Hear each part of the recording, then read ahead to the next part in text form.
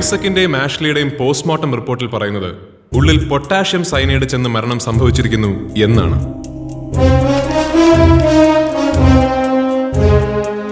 Dead ബോഡികൾ കടന്നിരുന്ന അതേ റൂമിൽ നിന്നും കണ്ടെത്തിയ ഈ ലിപ് ഗ്ലോസ് കുപ്പിയിലും ഉണ്ടായിരുന്നത് പൊട്ടാഷ്യം സയനൈഡ് തന്നെ ആയിരുന്നുവെന്ന് ലാബ് ടെസ്റ്റിൽ ക്ലിയർ ആയിട്ടുണ്ട്.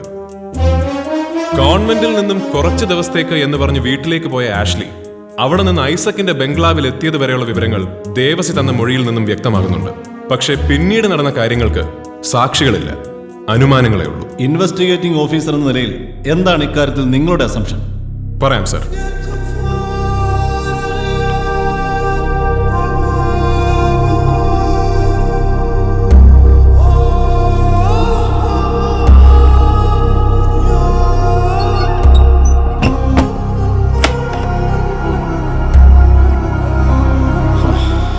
ദേവസി പോയി.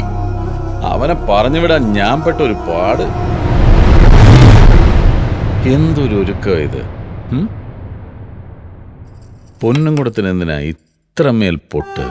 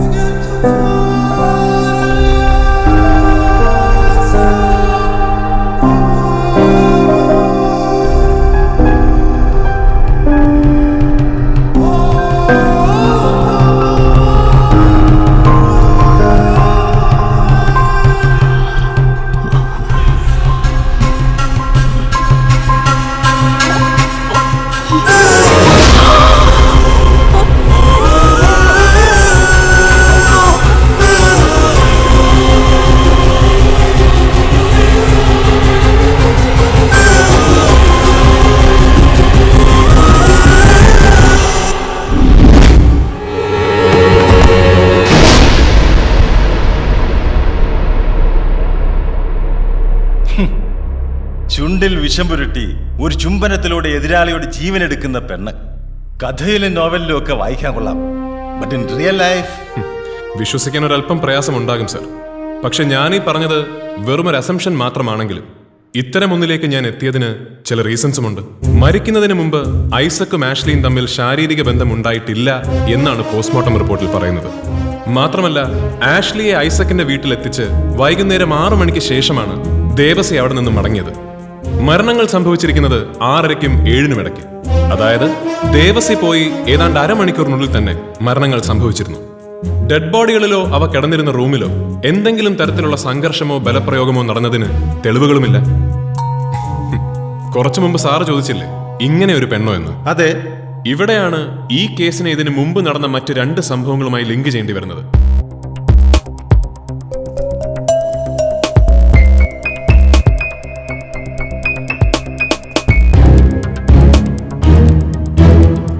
മോഡസ് ഓപ്പറാൻഡിയിൽ മാത്രം വ്യത്യാസമുള്ള സമാനമായ 2 ഇൻസിഡന്റ്സ്.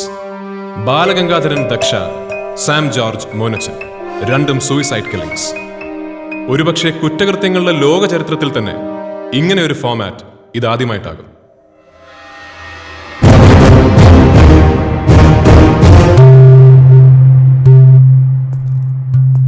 സ്വന്തം ശത്രുവിനെ പരസ്പരം കൈമാറിയുള്ള ഒരു പക തീർക്കൽ. ആഷ്ലിക്ക് വേണ്ടി അവളുടെ ശത്രുവായ ബാലഗംഗാധരനെ ദക്ഷ വകവരുത്തിയപ്പോൾ ദക്ഷയുടെ ശത്രുവായ ഐസക്കിന്റെ ജീവനെടുത്ത് ആഷ്ലിയും അവളുടെ ഭാഗം ഭംഗിയാക്കി. ഇതേ ഫോർമാറ്റിൽ ചിന്തിച്ചാൽ സാം ജോർജ് മോനച്ചൻ ഇൻസിഡന്റും ചെന്നെത്തുക മറ്റൊരു തലത്തിലേക്കാണ്. ഇതാണ് മോനച്ചന്റെ ഭാര്യ ലിസിയും ഭാര്യ സഹോദരൻ റോയും.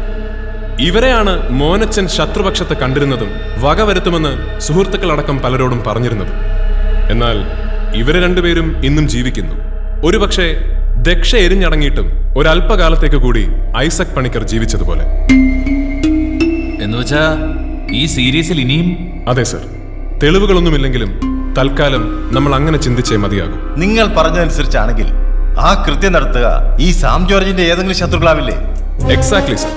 പക്ഷെ ആ ശത്രു ആരെന്ന് കണ്ടെത്താനും അയാളെ ജീവനോടെ പിടികൂടാനും കഴിഞ്ഞെങ്കിൽ മാത്രമേ എന്തിനായിരുന്നു ഇങ്ങനൊരു മൂവ്മെന്റ് എന്നും ഇനിയും എത്ര പേർ കൂടി ഇതിൽ ഉൾപ്പെട്ടിരിക്കുന്നുവെന്നും നമുക്കറിയാൻ സാധിക്കും. ബട്ട് അതിനു മുമ്പ് നമ്മൾ അറിയേണ്ടത് മറ്റൊന്നാണ്. లేదు సార్, ఎల్లుండి వస్తారు. నిజమాండి, తప్పకుండా వస్తారు. ആന്ധ്രന്ന് റെഡിയാ. വരുന്ന 15 മിനിറ്റ് ഒരു സോങ് വെച്ചിരിക്കുക. എനിക്കൊന്നും അറിയാൻ മേല, ഓരോ ചടങ്ങ് പിടിച്ച്. എന്തായി സാറേ, നേരം കുറെ ആയല്ലോ, ഇപ്പൊ അങ്ങനെ കഴിയുമോ? കഴിയുമ്പോൾ അറിയിക്കും. ഓ, ഇതാ ASP നമുക്കിട്ട് പണി തന്ന, ശരിക്കും പണി തന്ന. ചാച്ചൻ ഇടയ്ക്കൊക്കെ മോളെ സ്കൂളിൽ വന്ന് കാണാറുണ്ടായിരുന്നുവെന്ന് അമ്മയ്ക്കും അമ്മാച്ചനും അറിയായിരുന്നു. ഇല്ല, അവരത് അറിയരുതെന്ന് ചാച്ചൻ എന്നോട് പ്രത്യേകം പറഞ്ഞിരുന്നതാ. ഒരിക്കൽ മോള് ചാച്ചൻ ഒരു ലെറ്റർ എഴുതിയിരുന്നില്ലേ? അമ്മയും അമ്മാച്ചനും കൂടെ ചേർന്ന് മോളെ നിർബന്ധിപ്പിച്ച് സിനിമയിൽ അഭിനയിപ്പിക്കാൻ പോവാന്നും ചാച്ചൻ വന്നത് എങ്ങനെയും തടയണമെന്നൊക്കെ പറഞ്ഞ് എഴുതിയിരുന്നു. ആ ലെറ്റർ കിട്ടിയ ശേഷം ചാച്ചൻ വന്ന് കണ്ടിരുന്നു മോളെ? കണ്ടിരുന്നു. എന്നെ വിട്ടുകിട്ടാൻ വേണ്ടി ചാച്ചൻ കേസ് കൊടുക്കാൻ പോവാന്നും അതിനുവേണ്ടി നല്ലൊരു വക്കീലിനെ ഏർപ്പാടാക്കിയിട്ടുണ്ടെന്നും ഒക്കെ എന്നോടൊന്ന് പറഞ്ഞതുവാ. പക്ഷെ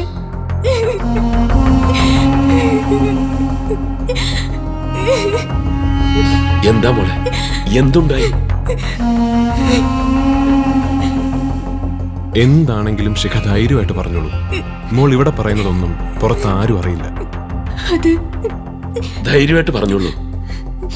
അന്ന് ചാച്ചൻ എന്നെ കാണാൻ വന്ന ദിവസം രാത്രിയില് ഒരു ചാച്ചൻ കൂടെ കൊണ്ടുപോയിട്ട് എങ്ങനെ പോറ്റാനാ ഭാവം?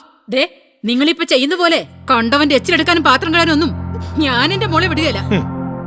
എച്ചിലെടുത്തും പാത്രം കഴിയൊന്നുമല്ല ഇത്രയും കാലം ഞാൻ നിന്നെ പിള്ളേരും പോറ്റിയത്. ഇവൾ എന്റെ കൂടെ വന്നാ നീ ഇപ്പൊ നോക്കുന്നതിനേക്കാൾ അന്തസ്സോടെ ഞാനിവിടെ നോക്കും.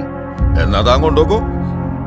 പക്ഷെ അതിനു മുമ്പ് കോടതിയിൽ ഈ കേസ് വാദിക്കാൻ താൻ ഏർപ്പാടാക്കിയ തന്റെ വക്കീലിന് തന്നോടെന്തോ പറയാനുണ്ടെന്നു.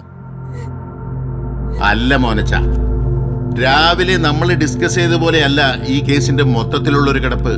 പിന്നീട് ആലോചിച്ചപ്പോഴേ എനിക്കതങ്ങോട്ട് പിടികിട്ടിയത്. നമ്മൾ ഇതെങ്ങനെയൊക്കെ വാദിച്ചാലും പ്രായപൂർത്തിയാകാത്ത കൊച്ചിനെ അതിന്റെ അമ്മയുടെ കൂടെ വിടാനായിരിക്കും ഒടുക്കം കോടതി വിധിക്കുക. മോനച്ചൻ അതുകൊണ്ട് തൽക്കാലം റോയിച്ചൻ പറയണമെങ്കിൽ കണ്ടവന്റെ കള്ളും വലിച്ചു മോന്തിയിട്ട് എന്നെ ഉപദേശിക്കാൻ വരുന്നു നിന്നെ. ആവേശം വേണ്ട. ഇനി ഇതുമായി മുന്നോട്ട് പോകാനാണ് ഭാവമെങ്കിൽ ഇപ്പൊ ഈ വക്കീലിരിക്കുന്ന കസേര ഇനി ഇരിക്കുന്നത് ഈ കേസിന്റെ വിധി പറയേണ്ട ജഡ്ജിയായിരിക്കും. ഓർത്തോ, ഈ നാട്ടിലെ നീതിയും നിയമവും ഒക്കെ പണവും സ്വാധീനമുള്ളവന് മാത്രമുള്ളതാ. അല്ലടാ, അതിന്റെയൊക്കെ അപ്പുറത്ത് ദൈവം എന്ന് പറയുന്ന ഒരാളുണ്ട്. ഇനി അങ്ങേരും കൈവിടുകയാണെങ്കിൽ ചെയ്യേണ്ടത് എന്താണെന്ന് എനിക്കറിയാം. നിന്നെയൊക്കെ കൊന്നിട്ടാണെങ്കിലും ഞാൻ എന്റെ മോളെ കൊണ്ട് പോവും.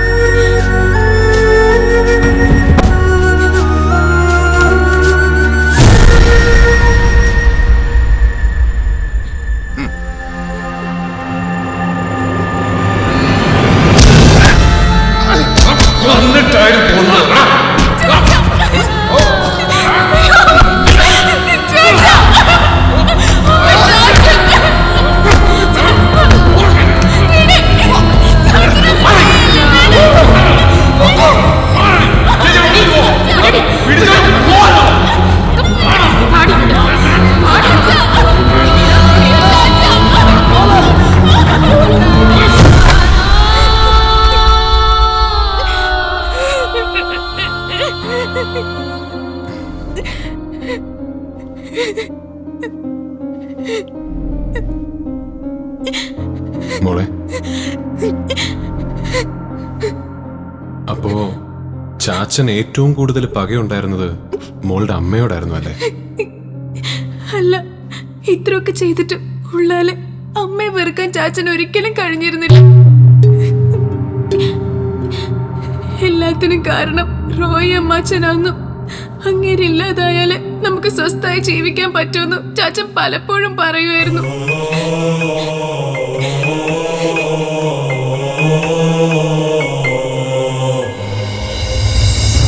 ആ തൽക്കാലം എല്ലാവരും പൊയ്ക്കോ.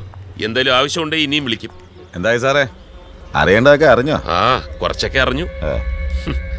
ബാക്കിയുള്ളത് വഴിയേ അറിഞ്ഞോളൂ. താനിപ്പോ ചെല്ല്.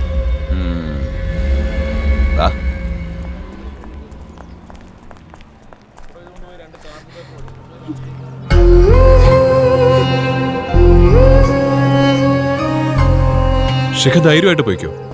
ഇവിടെ ആരും മോളെ നിർബന്ധിപ്പിച്ച് ഒരു സിനിമയിലും അഭിനയിപ്പിക്കാൻ പോകുന്നില്ല.